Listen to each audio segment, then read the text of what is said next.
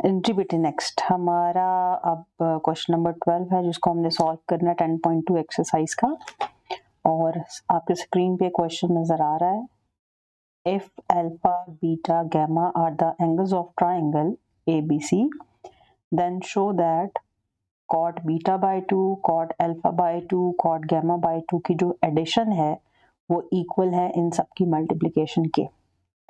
अब बड़ी इंपॉर्टेंट बात उन्होंने ये दी है कि अल्फा बीटा गैमा किसके एंगल हैं? ट्राइंगल के एंगल हैं। दिस मीन्स कि जो बात हमें दी हुई होती है वो हमें कहीं ना कहीं यूटिलाइज करनी होती है अपने क्वेश्चन को सॉल्व करने के लिए।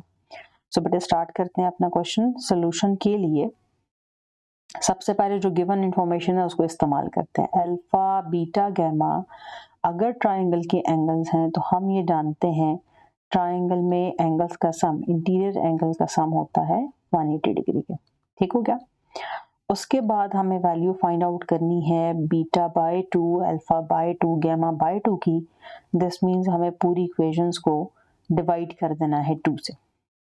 Alpha plus beta plus gamma divided by 2 is equal to 180 by 2।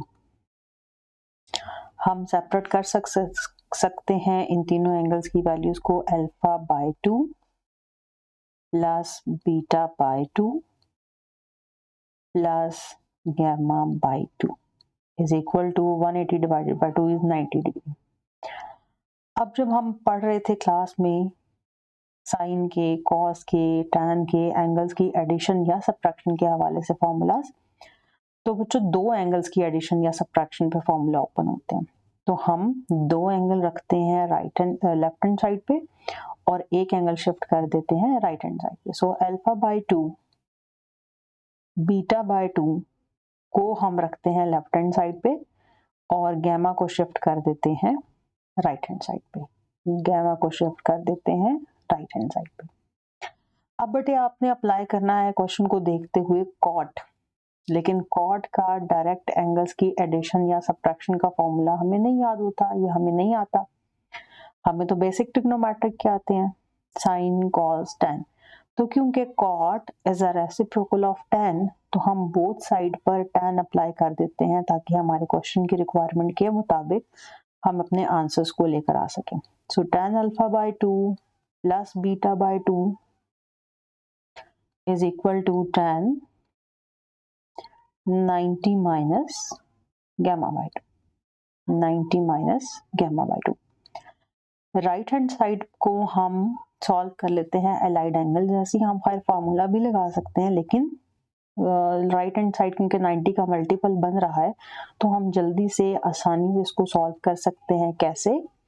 90 के साथ कुछ भी मल्टीप्लाई नहीं हो रहा, दिस मीन्स 1 मल्टीप्लाई हो रहा है और 1 का मतलब है 1 इज ऑड। ऑड में हो जाता है ट्रिग्नोमेट्रिक फंक्शन चेंज।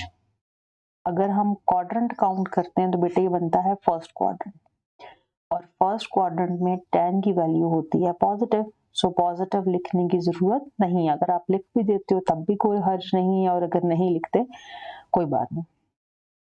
और वैल्यू कैलकुलेट हो जाती है at the basic angle gamma by 2 पर। ये हमारी राइट हैंड साइड सॉल्व होगी।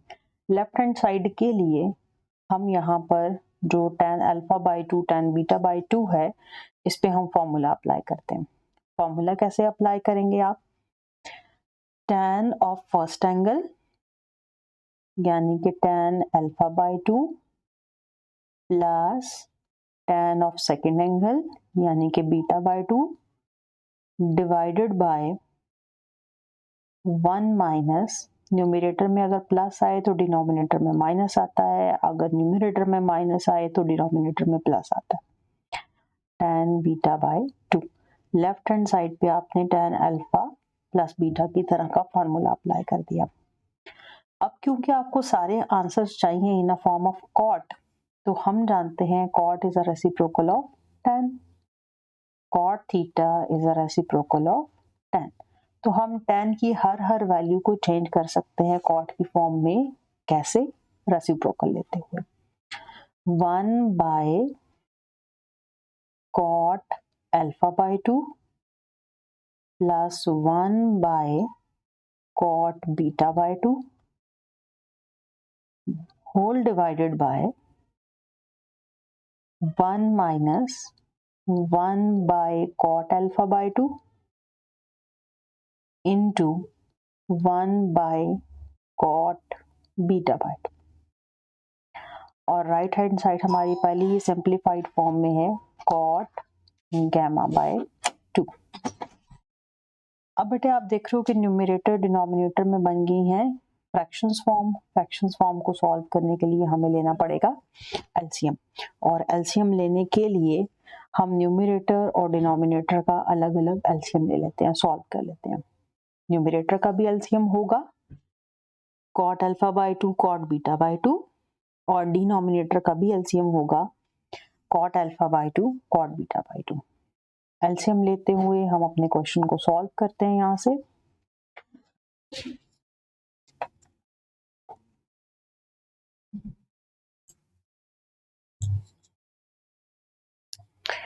सो देखिएगा बच्चों, एक मेन लाइन हम लगाते हैं डिफरेंशिएट करने के लिए, और न्यूमरेटर के लिए हम छोटी सी लाइन लगा लेते हैं ताकि डिफरेंशिएट हो सके कि आप ये न्यूमरेटर का एलसीएम ले रहे हैं। Cot alpha by 2 into cot beta by 2।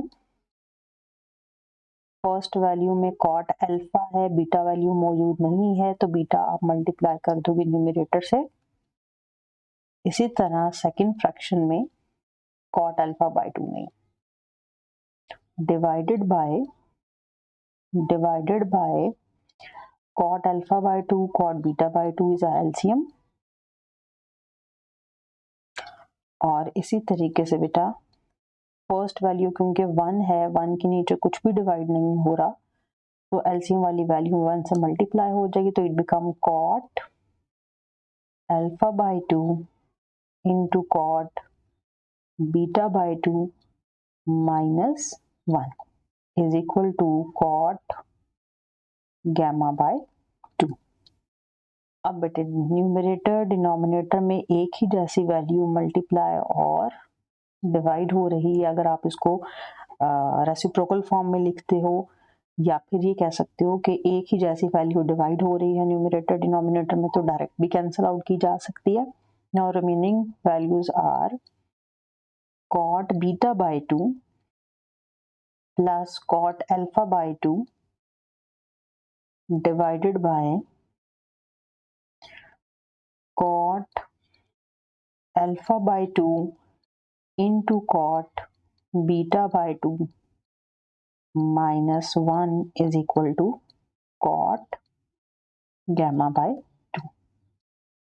अब वैल्यू जो बेटे डिवाइड हो रही है लेफ्ट हैंड साइड पर, उसको हम राइट हैंड साइड पे ले जाकर मल्टीप्लाई कर लेते हैं ताकि हम इक्वेशन को एक सीक्वेंस की फॉर्म में लिख सके। सारी वैल्यूज आपको एक ही लाइन में नजर आए। cot beta by 2 plus cot alpha by 2 is equal to cot gamma by 2 multiply with cot alpha by 2 into cot beta by 2 minus 1। Left hand पे जो वैल्यू डिवाइड हो रही थी राइट हैंड साइड पर हमने ले जाकर मल्टीप्लाई कर दी। कॉट बीटा बाय 2, थोड़ी सी सिंप्लीफिकेशन रह गई है, फिर हमारा जो क्वेश्चन था वो प्रूव हो जाएगा। Cot alpha by 2 is equal to cot gamma by 2 first term से भी मल्टीप्लाई होगा और सेकंड टर्म से भी मल्टीप्लाई होगा, और बेटे इस फर्स्ट टर्म में ये दोनों ही वैल्यूज मौजूद हैं, यानी कि तीनों वैल्यूज मल्टीप्लाई हो जाएंगी। Cot gamma by 2 cot alpha by 2 cot beta by 2, ये फर्स्ट टर्म से मल्टीप्लिकेशन के बाद सारा आंसर हमारा बन गया।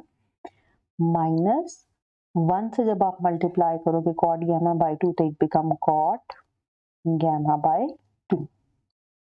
अब कॉट गैमा बाय 2 नेगेटिव हो रहा है राइट हैंड साइड पे, जब आप इसको लेफ्ट पे शिफ्ट करोगे इट बिकम पॉजिटिव, तो cot beta by 2 cot alpha by 2 पहले से मौजूद है लेफ्ट हैंड साइड पर, और राइट हैंड साइड से जब हमने शिफ्ट किया कॉट गैमा बाय 2 को, तो वो भी नेगेटिव पॉजिटिव बन जाएगा। Cot gamma by 2 is equal to बाकी ये जो टर्म लिखी थी जो मल्टीप्लिकेशन वाली थी वो as it is, cot gamma by 2 cot alpha by 2 into cot beta by 2। So यही बेटे आपने प्रूव करना था कि जो एंगल्स का हाफ करके आप कॉट वैल्यूज लेते हो इनकी मल्टीप्लिकेशन और एडिशन बराबर होती है, यही आपको स्टार्ट में प्रूव करना था। 13 क्वेश्चन बिल्कुल इसके सिमिलर है। 13 क्वेश्चन में डिफरेंस ये है कि जैसे आपने इस क्वेश्चन में अल्फा बाय 2 बीटा बाय 2 करना पड़ा, 2 से डिवाइड करना पड़ा, डिवाइड करने वाला काम नहीं होगा, डायरेक्टली आप alpha plus beta plus gamma is 180 लिखोगे, गैमा को शिफ्ट करोगे, यानी कि alpha plus beta is equal to 180 minus gamma. और आपको कॉट की फॉर्म में अगर क्वेश्चन प्रूव करना है तो बोथ साइड पे आप कॉट अप्लाई कर दोगे। बहुत आसानी से आप क्वेश्चन नंबर 13 भी सॉल्व कर सकते हो।